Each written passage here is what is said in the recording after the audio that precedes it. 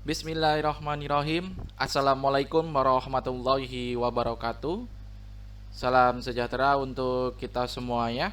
Teman-teman, Bapak Ibu semuanya, selamat datang kembali di Kavi Channel. Pada video kali ini kita akan kembali lagi membahas soal FR terbaru tahap kedua P3K Guru ya. Hari keempat pelaksanaan tahap 2 khusus bidang kompetensi teknis untuk PGSD. Jadi teman-teman Bapak Ibu semuanya silahkan untuk memahami setiap bentuk soal dan insya Allah pasti akan lolos apabila teman-teman Bapak Ibu semuanya memahami setiap bentuk soalnya. Baik teman-teman Bapak Ibu semuanya, seperti biasa kami mohon dukungan untuk perkembangan channel ini dan terus support channel ini ya, untuk terus berkembang ya, agar terus memberikan informasi dan latihan-latihan soal yang tentunya sangat membantu perjuangan daripada teman-teman Bapak Ibu semuanya. Silahkan untuk like, subscribe, dan share apabila bermanfaat. Baik, kalau begitu kita langsung saja bahas soal yang pertama. Daur hidup kecoa yang benar adalah A. Imago, larva, telur, pupa. B.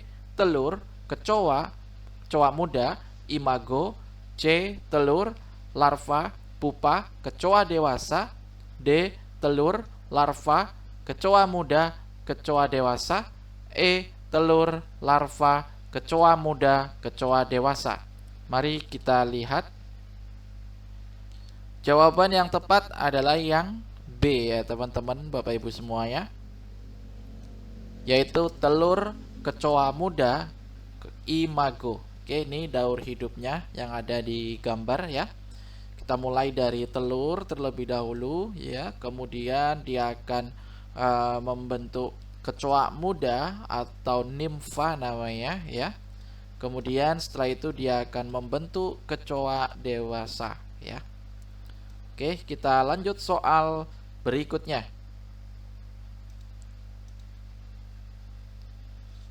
Perhatikan teks berikut ini. Jadi disajikan teks tentang pembuatan keramik dari tanah liat. Dan di sini teksnya cukup panjang ya teman-teman Bapak Ibu semuanya. Jadi kalau saya bacakan ini akan memakan durasi yang cukup panjang ya. Jadi saya bikin 2 slide untuk soal nomor kedua ini ya. Saya bikin 2 slide. Jadi teman-teman Bapak Ibu semuanya silakan di pause saja, kemudian dibaca teksnya ya, dan saya langsung membacakan pertanyaan langsung ya. Dari teks di atas ya, ini pertanyaannya teman-teman Bapak Ibu semuanya. Saat proses pembakaran pertama, mengapa kita tidak boleh langsung memindahkan keramik dari oven? A. Oven rusak karena dibuka sembarangan. B. Keramik rusak karena belum kuat. C. Perubahan suhu yang drastis menyebabkan keramik mudah memuai. D. Perubahan suhu yang drastis menyebabkan oven cepat rusak. E. Keramik akan rusak karena pemindahan yang tidak sesuai. Kita lihat. Dan jawabannya adalah yang D ya teman-teman Bapak Ibu semuanya. Apa itu yang D? Perubahan suhu yang drastis menyebabkan oven cepat rusak. Oke, jelas pada bacaan. Bacaan yang mana? Nah, ini dia teman-teman Bapak Ibu semuanya. Ya. Keramik ya akan mengalami thermal shock atau perubahan suhu yang drastis ya, dari oven yang panas menuju suhu ruangan. Jika langsung dikeluarkan, keramik kemungkinan besar akan pecah dan oven akan rusak. Oleh karena itu, keramik bisa didiamkan terlebih dahulu hingga oven mencapai suhu 0 derajat. Oke, gitu ya teman-teman Bapak Ibu semuanya. Maaf garisnya tidak lurus ya. Oke, kita lanjut ke soal berikutnya. Perhatikan gambar pembuatan keramik di bawah ini. Pada gambar di atas menggambarkan A. Pemberian gaya pada tanah liat menyebabkan tanah liat berubah kecepatannya. B. Pemberian gaya pada tanah liat menyebabkan tanah liat berubah arah gayanya. C. Pemberian gaya pada tanah liat menyebabkan tanah liat berubah bentuknya. D. Pemberian gaya pada tanah liat menyebabkan tanah liat berubah posisinya. E. Pemberian gaya pada tanah liat menyebabkan tanah liat berubah energinya. Kita lihat.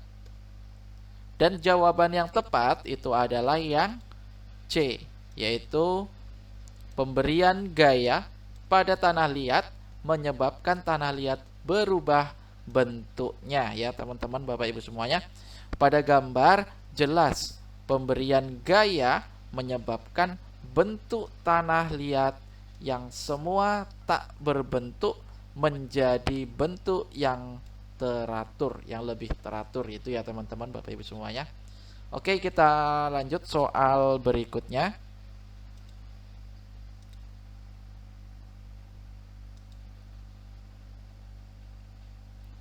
Perhatikan gambar di bawah ini ya teman-teman, Bapak Ibu semuanya.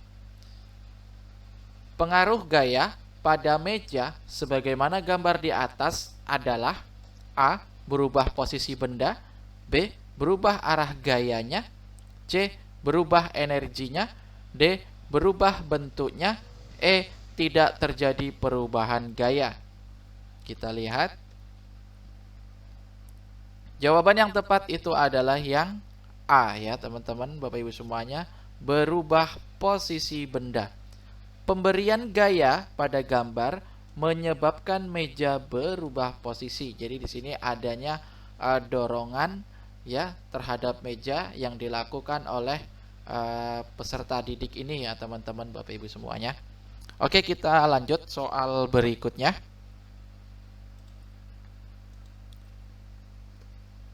Perhatikan gambar di bawah ini ya. Pengaruh gaya pada meja sebagaimana gambar di atas adalah A. Berubah posisi benda. B. Berubah arah gayanya. C. Berubah energinya. D. Berubah bentuknya. E. Tidak terjadi perubahan gaya. Kita lihat. Jawabannya adalah yang B ya teman-teman, Bapak Ibu semuanya, yaitu berubah arah gayanya ya. Kita lanjut soal berikutnya ya. Ini yang soal ini kurang lebih sama dengan soal yang sebelumnya ini tadi ya teman-teman, Bapak Ibu semuanya. Soal yang ini ya. Dan yang tadi jawabannya A, berubah posisi benda, sedangkan yang ini juga jawabannya adalah berubah arah gayanya ya teman-teman, Bapak Ibu semuanya. Oke, kita lanjut soal berikutnya. Perhatikan langkah-langkah pembuatan keramik sebagai berikut. 1. Tanah liat yang masih berupa bubuk harus diolah terlebih dahulu dengan cara disaring dalam kondisi basah. 2. Keramik dikeringkan dengan cara diangin-anginkan. 3. Keramik dibakar selama 9 jam pada suhu 900 derajat Celcius. 4. Tanah dijemur selama 1-2 minggu hingga menjadi semakin liat dan tanah harus disimpan di dalam plastik yang terlindung dalam cahaya. 5. Keramik bisa dihaluskan dan diwarnai sesuka hati. 6. Keramik dibakar dilakukan pada suhu 1220 derajat Celcius selama 10 jam. 7. Pembentukan tanah liat sesuai dengan kreativitas masing-masing. Urutan langkah yang benar adalah A. 1472365. B. 1473265. C. 1472635. D. 1472356.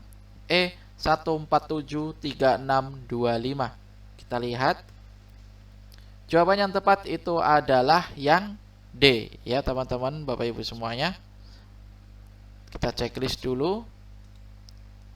Yang D yaitu 1472356 ya. 1 ya, 1 berarti betul 1. kemudian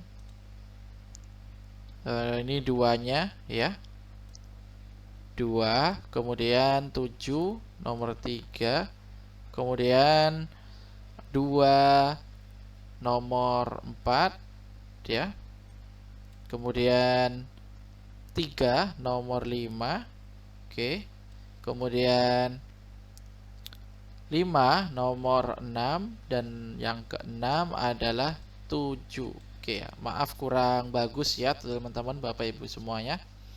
Oke, kita lanjut soal berikutnya. Perhatikan teks berikut ini. Nah, juga nih disajikan teks ya teman-teman Bapak Ibu semuanya tentang perubahan energi matahari menjadi listrik ya. Oke teman-teman Bapak Ibu semuanya, jadi silahkan saja dibaca teksnya dan saya akan langsung membacakan pertanyaannya ya teman-teman Bapak Ibu semuanya. Penggunaan ejaan yang tidak tepat pada kata yang digaris bawah adalah, jadi di teks tadi ada yang digaris bawahi teman-teman. Nih dia ya. Saya tandain dulu ya.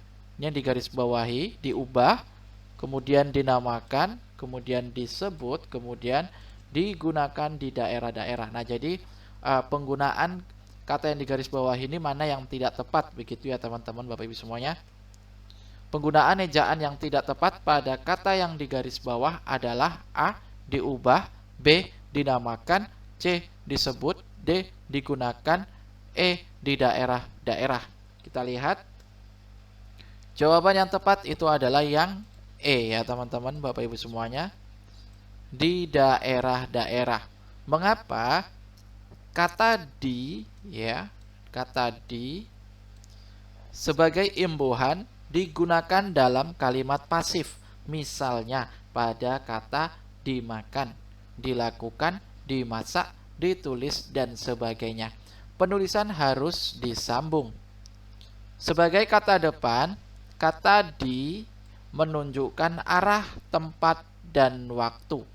Misalnya pada kata di sekolah, di atas meja, di pagi hari, di sebelah barat, dan sebagainya. Penulisan harus dipisah. Maka jawaban yang tepat itu adalah yang D ya, yang E maksud saya ya, di daerah-daerah. Itu ya teman-teman Bapak Ibu semuanya. Oke, kita lanjut soal berikutnya. Ini kita hapus dulu. Perubahan energi terjadi pada penggunaan panel surya adalah A. Energi panas menjadi energi listrik, B. Energi cahaya menjadi energi listrik, C. Energi gerak menjadi energi listrik, D. Energi cahaya menjadi energi kalor, E. Energi kalor menjadi energi cahaya. Kita lihat. Jawaban yang tepat adalah yang B, yaitu energi cahaya menjadi energi listrik ya. Cara kerja panel surya adalah panel menerima cahaya dari matahari yang menyebabkan terjadinya listrik dari gabungan foton dan elektron. Itu ya teman-teman Bapak Ibu semuanya. Oke, kita lanjut soal berikutnya. Panel surya merupakan jenis energi yang terbarukan yang ramah lingkungan. Panel surya dikatakan sebagai sumber energi ramah lingkungan, artinya adalah A. Meminimalisir bahaya pada ekosistem lingkungan, B. Mudah diperoleh dari lingkungan, C. Memperbaiki kerusakan alam dan lingkungan, D. Menjaga lingkungan tetap bersih, E. Dapat diperbaharui dan tidak akan habis karena penggunaan. Kita lihat jawabannya. Jawabannya adalah yang tepat yang A ya, yaitu meminimalisir bahaya pada ekosistem lingkungan.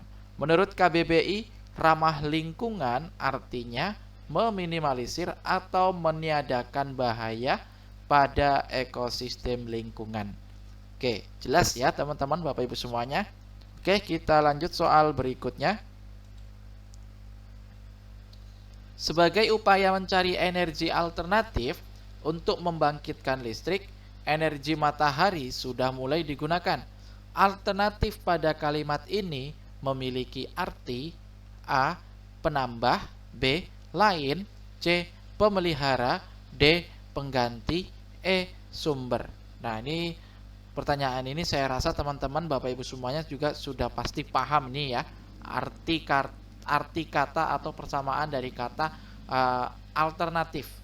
Oke, kita lihat jawabannya. Jawabannya jelas adalah yang D, yaitu pengganti ya. Alternatif artinya pengganti. Oke, kita lanjut soal berikutnya. Perhatikan alat-alat panel surya berikut. 1. Baterai atau aki. B. Inverter. 3. Sel surya. 4. Charge controller. 5. Televisi. 6. Panel surya. Alur perpindahan energi listrik yang terjadi pada panel surya sampai bisa digunakan untuk menyalakan televisi adalah A. 634125, B. 362145, C. 632145, D. 364125, E. 362415. Oke, kita lihat teman-teman Bapak Ibu semuanya. Di sini jawabannya itu adalah yang D ya teman-teman Bapak Ibu semuanya. Ini jawabannya yang tepat adalah D. Oke, kita tandain dahulu, yaitu 364125 ya. Ini urutan ya. Oke, kita ke pembahasan sebentar. Nah, di sini ada pengertian dari masing-masing ini ya teman-teman Bapak Ibu semuanya. Kita lihat pengertiannya. Sel surya adalah alat yang digunakan untuk menyerap dan mengubah sinar matahari menjadi energi listrik ya. Panel surya adalah gabungan sel-sel surya. Oke, kemudian solar charge controller akan melakukan pengisian muatan listrik ke dalam baterai dengan arus yang besar ketika baterai kosong, dan kemudian arus pengisian diturunkan secara bertahap ketika baterai semakin penuh. Baterai adalah alat untuk menyimpan muatan listrik. Nah, ini saya ringkas aja ya teman-teman Bapak Ibu semuanya supaya durasinya tidak terlalu panjang. Kemudian inverter adalah perangkat yang digunakan untuk mengubah arus DC dari sel surya dan baterai menjadi arus AC dengan tegangan 220 volt yang kemudian akan digunakan pada listrik komersial seperti lampu dan televisi. Perjalanan aliran listrik pada panel listrik. Di dalam sinar matahari terkandung energi dalam bentuk foton. Ketika foton ini mengenai permukaan sel surya, elektronnya akan tereksitasi dan menimbulkan aliran listrik. Energi yang dihasilkan dikumpulkan dalam panel surya akan berkapasitas besar. Adanya solar charge controller, maka energi listrik yang telah dihasilkan oleh sel surya akan otomatis diisikan pada aki atau baterai dan menjaga aki atau baterai tetap dalam kondisi baik. Tegangan yang dihasilkan masih dalam DC, maka kita perlu merubahnya menjadi AC agar, ini ke sini ya teman-teman Bapak Ibu semuanya, agar bisa digunakan ke perangkat listrik di rumah. Alat tersebut dinamakan inverter. Hasil output inverter bisa digunakan untuk menyalakan televisi. Maka jawaban yang tepat itu adalah yang D ya teman-teman Bapak Ibu semuanya. 3641 ya. 3641 kemudian 2 dan 5. Oke, itu ya teman-teman Bapak Ibu semuanya. Oke, kita lanjut ke soal berikutnya. Alat untuk merubah arus DC menjadi AC adalah A. Transformator, B. Inverter, C. Transistor, D. Kapasitor, E. Baterai. Kita lihat. Jawaban yang tepat adalah inverter ya. Ini masih ada hubungannya dengan yang sebelumnya ya, teman-teman Bapak Ibu semuanya. Oke, jawabannya adalah yang B, ya, inverter. Di sini ada penjelasannya sedikit, teman-teman Bapak Ibu semuanya. Transformator atau sering disingkat dengan istilah trafo adalah suatu alat listrik yang dapat mengubah taraf atau tegangan AC ke taraf yang lain. Inverter mengubah DC ke AC dan juga mengubah tegangan. Transistor adalah alat semikonduktor yang dipakai sebagai penguat, sebagai sirkuit pemutus dan penyambung arus, stabilisasi tegangan, dan modulasi sinyal. Kapasitor atau disebut juga dengan kondensator adalah komponen elektronika pasif yang dapat menyimpan energi atau muatan listrik dalam sementara waktu. Baterai adalah perangkat yang terdiri dari satu atau lebih sel elektrokimia dengan koneksi eksternal yang disediakan untuk memberi daya pada perangkat listrik. Jadi jawaban yang tepat itu adalah yang B, inverter. Kita lanjut ke soal berikutnya. Perhatikan teks di bawah ini, ya. Di sini disajikan lagi-lagi teks yang berjudul dinamo sepeda, ya. Jadi teksnya cukup panjang juga, teman-teman Bapak Ibu semuanya. Jadi silahkan di pause, kemudian teman-teman Bapak Ibu semuanya dibaca, dan saya akan langsung ke soalnya. Kalimat yang tidak efektif pada paragraf 1 terletak pada kalimat A. Dinamo sepeda adalah merupakan generator atau pembangkit listrik yang sederhana. B. Biasanya dinamo digunakan pada sepeda. C. Mungkin pada saat ini jarang kita menemui sepeda yang menggunakan dinamo tersebut. D. Dinamo digunakan untuk menyalakan lampu. E. Caranya ialah bagian atas dinamo atau bagian yang dapat berputar dihubungkan ke roda sepeda. Oke, kita kembali sejenak. Kalimat mana yang tidak efektif pada paragraf 1, teman-teman Bapak Ibu semuanya? Nah, ini paragraf 1, teman-teman, ya. Ini paragraf 1, silahkan dipahami teman-teman Bapak Ibu semuanya. Kalau sudah dapat, kita akan coba untuk masuk ke pembahasan soalnya, teman-teman. Oke, kita langsung saja. Dan jawaban yang tepat itu adalah yang A, ya teman-teman Bapak Ibu semuanya. Yang A, ya. Dinamo sepeda adalah merupakan generator atau pembangkit listrik yang sederhana. Terdapat dua kalimat yang memiliki kesepadanan. Mana kalimatnya? Dua kata, ya. Mana katanya? Yaitu ini.